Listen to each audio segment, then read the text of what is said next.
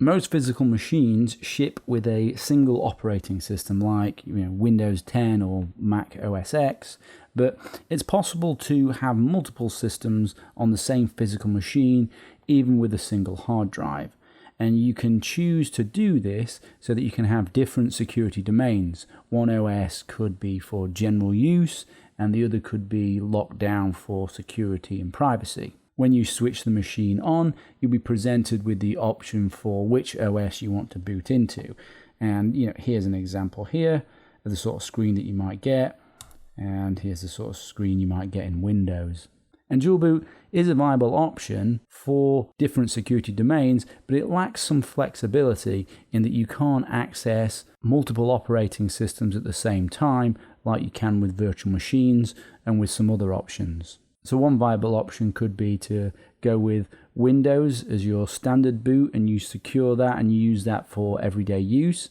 And then you go with a Linux-based operating system like Debian and you increase the security, lock it down more, and use it for more extreme privacy. So with dual boot, you do get that separation, you can get that privacy and security balance, but because this is virtual, depending on how you're storing files on one operating system and on the other operating system, they could be used to compromise each other.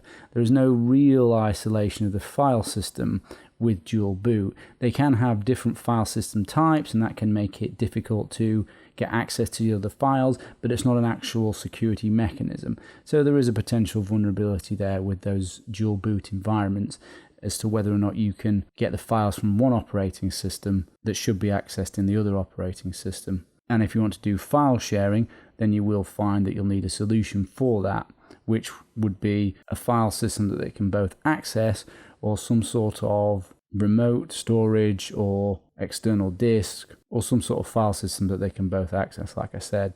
How you set up dual boot is very depending on the operating systems that you're going to go with. So you're going to need to figure out how to do that based on the operating system that you've got and also on the machine that you've got. So different machines will enable you to get into the BIOS in different ways.